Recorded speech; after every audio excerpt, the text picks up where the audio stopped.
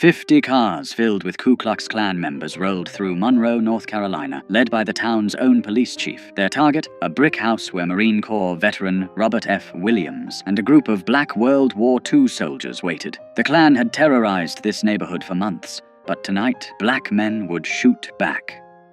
Monroe, North Carolina sat 30 miles southeast of Charlotte, a small textile town of 12,000 people where cotton mills provided jobs and Jim Crow provided the rules. The railroad tracks divided white from black, prosperity from poverty, safety from terror. On one side lived the people who ran the town, on the other lived the people who kept it running, cooking in white kitchens, cleaning white homes, working white-owned factories for a fraction of white wages. Robert Franklin Williams arrived back in Monroe in 1955, though calling it an arrival suggests he'd been welcome somewhere else. Born in this town on February 26, 1925, he'd grown up hearing stories from his grandmother, a former slave who'd given him his grandfather's rifle and told him what it meant to survive in a place that wanted you dead. His grandfather had been a Republican organizer during Reconstruction, publishing a newspaper called The People's Voice, until white violence made him choose between his voice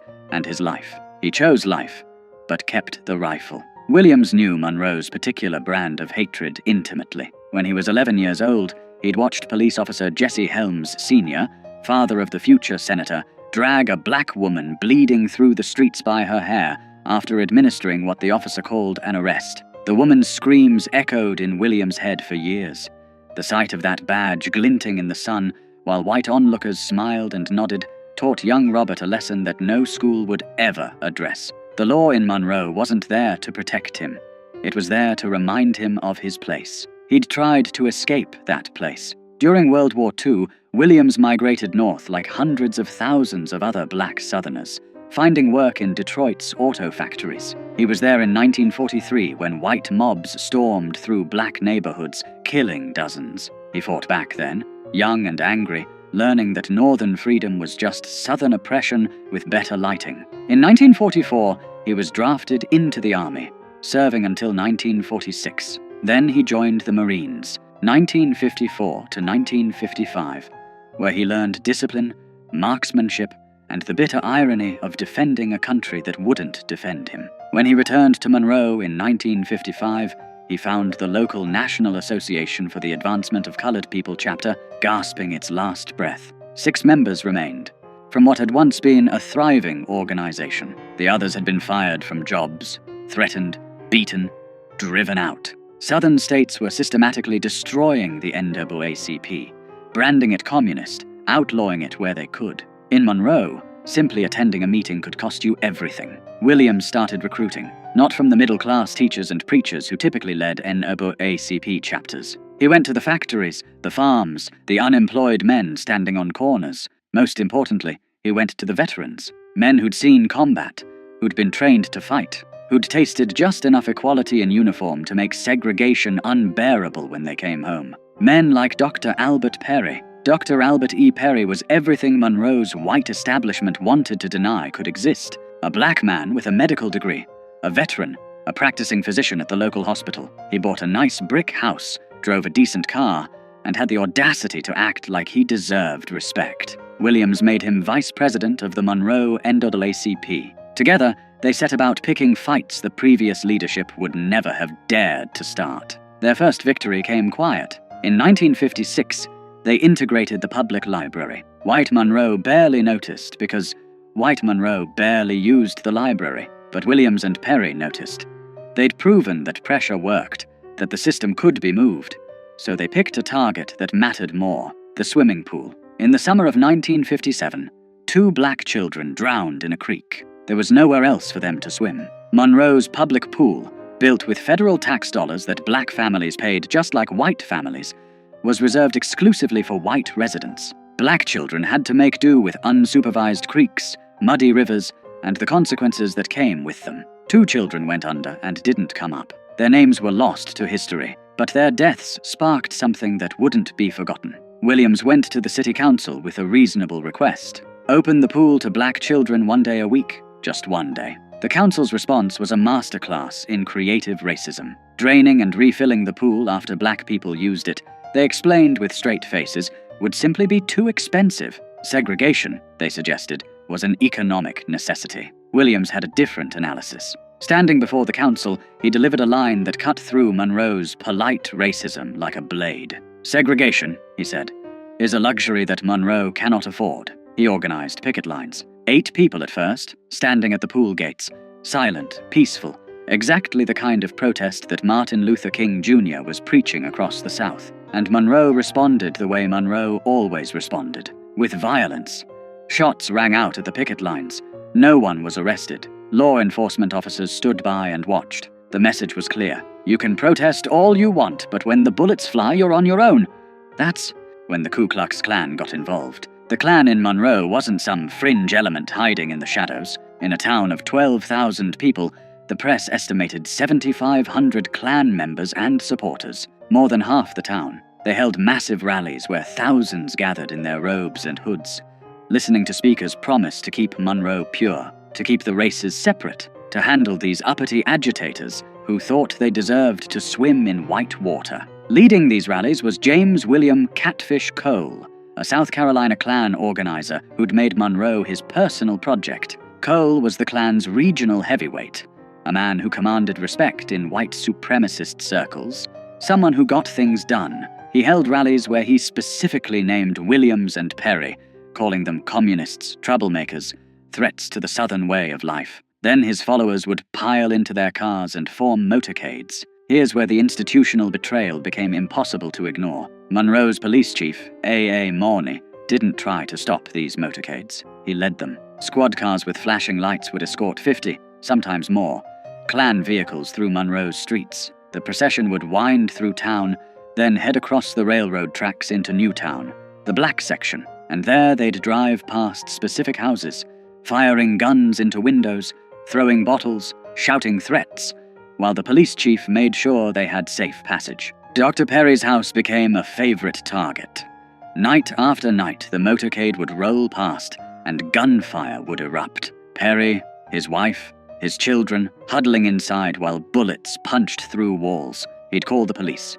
They'd tell him they couldn't confirm any shooting had occurred, despite the holes in his house and the shell casings in his yard. Then they'd suggest perhaps he'd be safer if he stopped causing trouble. Williams made a decision that would define his life and split the civil rights movement. If the law wouldn't protect black people would protect themselves. He applied for a charter from the National Rifle Association. The NRA approved it without hesitation. Williams formed what he called the Black Armed Guard, though officially it was the Monroe chapter of the NRA. 50 to 60 men, most of them veterans like Williams, men who knew how to handle weapons, how to maintain discipline under fire, how to return fire effectively. They trained, they drilled, they bought guns with money raised from supporters, including fundraisers in Harlem, where Malcolm X would later invite Williams to speak at his mosque. They studied tactics, and they prepared Dr. Perry's house like it was a forward operating base. By October 1957, tensions in Monroe had reached a breaking point.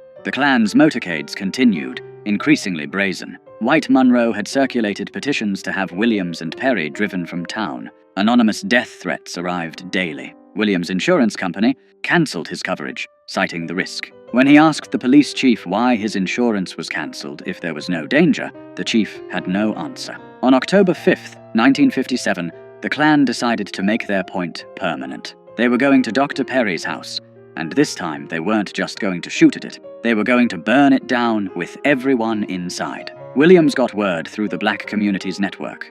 People who worked in white homes, who overheard conversations, who understood that information meant survival. The Klan was coming, in force. Tonight. Williams and his men moved into Perry's house that afternoon. They stacked sandbags along the windows. They positioned men with clear fields of fire. They made sure everyone understood the plan. No one fires first, but when they do fire, we fire back. Aim low. Disable.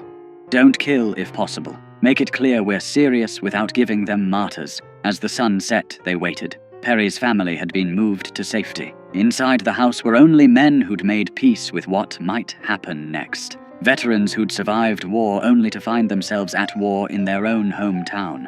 Men who'd sworn oaths to defend their country and were now defending their community from their neighbors. The sound reached them first. Engines. Lots of engines, then the glow of headlights, dozens of them, winding through Monroe's streets. The motorcade rolled past City Hall, past the courthouse, past the nice white neighborhoods where people watched from their porches like it was a parade. Then it crossed the tracks into Newtown, 50 cars or more, packed with Klan members in full regalia. At the front, Monroe Police Chief Morney's squad car, lights flashing. The motorcade snaked through Newtown streets, and residents who'd seen this before pulled their children inside, turned off their lights, prayed this night wouldn't be the night someone they loved got killed. The procession turned onto Perry Street. The cars slowed, then stopped, engines idling. Men began to emerge, white robes gleaming in the headlights. Some carried torches, some carried guns. All of them carried the certainty that this was their town, their right, their prerogative to do as they pleased. Then the shooting started. Later, both sides would claim the other fired first. What's certain is that gunfire erupted from the Klan's motorcade, slamming into Perry's house. Bullets shattered windows, punched through the brick, tore through the front door. The roar was deafening, dozens of weapons firing at once. Inside the house, Williams gave the order. Fire! The response was disciplined, controlled, exactly what you'd expect from trained soldiers. Muzzle flashes erupted from Perry's windows. The veterans inside had positioned themselves for overlapping fields of fire. They aimed low, at car tires, at legs, at anything that wasn't lethal but would make their point crystal clear. The Klan had never experienced this. In all their years of terrorizing black neighborhoods, shooting into homes, burning crosses, inflicting violence with impunity, they'd never faced organized armed resistance. The psychological impact was immediate and total. These weren't victims cowering in the dark. These were soldiers returning fire. The Klan panicked. Men in white robes scrambled back to their cars. Engines roared to life.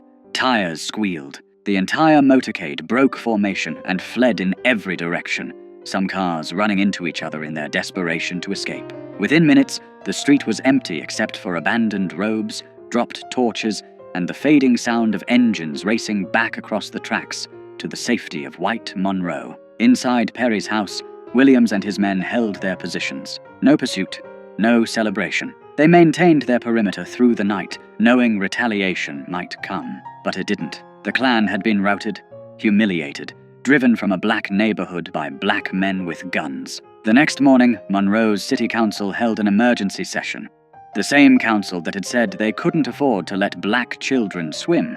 The same council that had turned a blind eye to months of Klan terrorism. They passed an ordinance effective immediately. The Ku Klux Klan was banned from Monroe without a special permit from the police chief. That ordinance was the first crack in Monroe's wall of white supremacy. Not because the council suddenly developed a conscience, but because armed black veterans had demonstrated something white Monroe couldn't afford to ignore. In Williams' own words, racists consider themselves superior beings and are not willing to exchange their superior lives for our inferior ones. They are most vicious and violent when they can practice violence with impunity. The shootout barely made the news. The Monroe Journal mentioned it briefly. 3 black newspapers covered it. The national press ignored it completely. Just 3 months later, when the Lumbee tribe would rout the Klan in a similar confrontation, national media would descend on North Carolina, Life magazine would run photo spreads, politicians would issue statements. But when black men defended themselves with guns,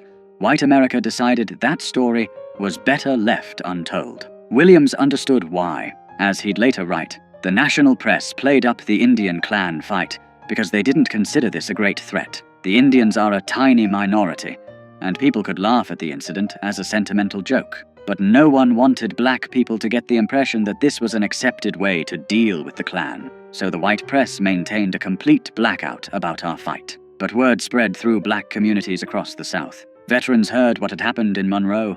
Working people heard. Young activists heard. The message was clear. Nonviolence was a tactic, not a suicide pact. You could advocate for peace while keeping a rifle behind the door. The October 5th. Shootout didn't end Monroe's racial violence, but it fundamentally changed its character. The Klan never conducted another motorcade through Newtown. They couldn't. They'd been exposed as cowards who only fought when resistance was impossible. When black men shot back, they ran. Less than a month later, the Klan tried a different approach. If they couldn't eliminate the troublemakers by force, they'd eliminate them through the legal system. Dr. Perry was arrested on charges of performing an abortion on a white woman. The accusation was almost certainly false. Perry was Catholic, opposed to abortion on religious grounds. The woman herself said she'd asked him to perform the procedure, but that he'd refused. None of that mattered. The newspaper headline screamed, "Negro doctor arrested for criminal abortion on white woman." The racism was coded into every word. A black man's hands on a white woman's body, even in a medical context, was treated as inherently criminal. Perry was jailed. Williams led armed demonstrations at the courthouse, hundreds of black residents openly carrying weapons, demanding Perry's release. A white benefactor posted $7,000 bond. Perry was freed, but the damage was done. His trial came almost exactly a year after his arrest, October 21st, 1958. He was convicted and sentenced to 5 years in prison. Released after serving just over a year, Dr. Albert E. Perry never got his medical license back. He'd lost his profession, his livelihood, his future, for the crime of standing up to the Klan. The system had accomplished through legal proceedings what the Klan couldn't accomplish with guns. Meanwhile, Williams faced his own reckoning with the broader civil rights movement. In late October 1958, just days after Perry's conviction, a case exploded that would make Williams an international figure. 2 black boys, 9-year-old James Hanover Thompson and 7-year-old David Fuzzy Simpson, had been playing with white children. During a kissing game, a 7-year-old white girl named Sissy Sutton kissed both boys on the cheek. When she mentioned it to her mother, white Monroe reacted with hysterical rage. The mother washed her daughter's mouth with lye. Armed men hunted for the boys. Police arrested James and David, handcuffed them,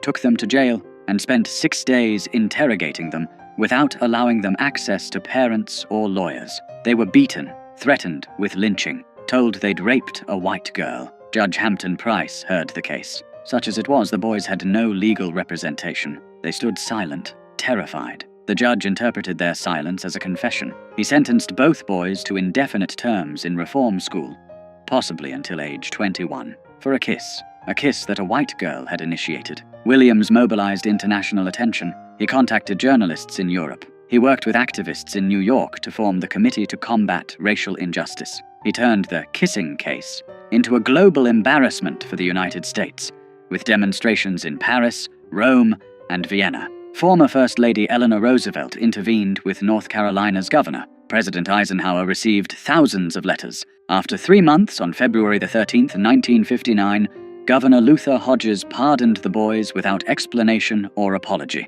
They were released. Their lives were destroyed. James Thompson would spend most of his adult life in and out of prison. David Simpson largely disappeared from the record. In 2011 interviews, James's sister Brenda would remember sweeping bullets off their front porch every morning while the Klan burned crosses in their yard. The kissing case made Williams famous, but it also made him a target. Then came the event that would force him into exile. In May 1959, a Monroe court heard the case of Mary Ruth Reed, a 23-year-old black woman who was 8 months pregnant when Louis Medlin, a white man, assaulted her and attempted to rape her. Medlin was charged. The trial was brief. The all-white jury deliberated briefly, not guilty. Williams stood on the courthouse steps as Medlin walked free, and he said something that would end his leadership of the Monroe NAACP. Black women approached him, devastated, asking what they were supposed to do now that white men knew they could assault black women with impunity. Williams told them, "We cannot rely on the law. We must defend ourselves. If it takes violence to get justice, then we must meet violence with violence." The next day, National NAACP head Roy Wilkins called. Williams confirmed he'd made the statement and would repeat it. Within hours, Wilkins suspended Williams from the NAACP for 6 months. The organization Williams had rebuilt from 6 members to hundreds, the chapter that had achieved what no other Southern NAACP chapter had dared attempt, was now too militant, too aggressive, too willing to fight back. Williams didn't stop. He founded a newsletter, The Crusader, continuing his grandfather's tradition of publishing. He continued organizing. In 1961, when Freedom Riders came to Monroe, Williams' armed guards protected them. When white mobs attacked non-violent demonstrators, Williams' men formed defensive perimeters. Martin Luther King Jr. refused to visit Monroe, specifically because Williams' armed guards were there. The philosophical divide between nonviolence and self-defense had become irreconcilable. On August 27, 1961, violence erupted in Monroe again. Freedom Riders had been demonstrating. White mobs attacked. In the chaos, a white couple from a nearby town, Bruce and Mabel Stegall, drove into Newtown by accident. Residents surrounded their car, thinking it was part of the mob. Williams personally intervened, brought the couple into his own home for protection, kept them safe for 2 hours until tensions cooled and they could leave unharmed. The Steggalls left safely. Then Monroe Police Chief Morney, the same man who'd led KKK motorcades, told Williams, "In 30 minutes, you'll be hanging in the courthouse square." The FBI issued a federal warrant for Williams' arrest on kidnapping charges. The couple he'd protected claimed he'd held them hostage. Williams knew what was coming. Monroe's law enforcement, which had never arrested a single Klansman for terrorizing black neighborhoods, was about to lynch him legally. He and his wife Mabel fled, first to Canada, then to Cuba, then to China. He wouldn't return to the United States until 1969. From exile in Cuba, Williams broadcast Radio Free Dixie, a weekly program featuring jazz, blues, news, and commentary directed at black listeners in the American South. He wrote his book, Negroes with Guns, published in 1962, which would become essential reading for a new generation of activists. Huey Newton and Bobby Seale would cite it as inspiration for the Black Panther Party, the idea that black people had the right to defend themselves with weapons, that armed resistance was a legitimate response to armed oppression. Spread through the Black Power movement of the late 60s, the kidnapping charges were finally dropped in 1975. Williams returned to Michigan, where he lived quietly until October 15, 1996, when he died of Hodgkin's lymphoma at age 71. Rosa Parks delivered his eulogy in Monroe, the town that had driven him into exile for daring to suggest black people deserved to swim in public pools. The night of October 5, 1957, changed nothing and everything. Monroe remained segregated. The Klan remained powerful.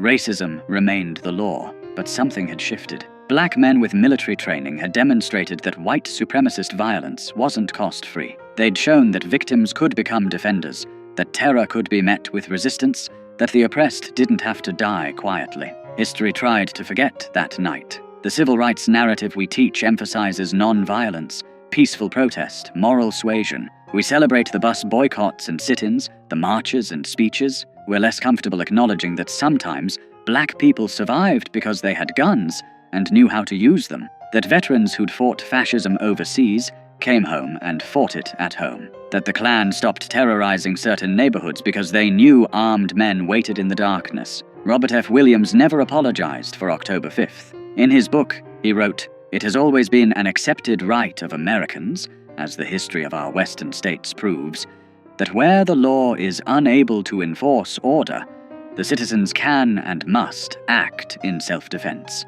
We asserted this right, and we did what the law officers refused to do. We stopped the terror. We stopped it permanently." The Monroe shootout poses an uncomfortable question for American history. How much of the progress we credit to moral appeals actually came from the threat of armed resistance? How many white supremacists backed down not because they'd seen the light, but because they'd seen what happened when black veterans shot back? How much of the civil rights movement's success depended on the unspoken pressure of men like Williams, proving that black communities could defend themselves if pushed too far? We'll never know for certain. What we do know is that after October 5, 1957, the Klan never conducted another armed motorcade through Monroe's black neighborhoods. We know that the city council passed an anti-Klan ordinance the very next morning after refusing to act for months. We know that white Monroe's terrorism lost its impunity. And we know that black veterans, men who'd been told they weren't good enough to swim in public pools, proved they were more than good enough to stand their ground when armed mobs came calling.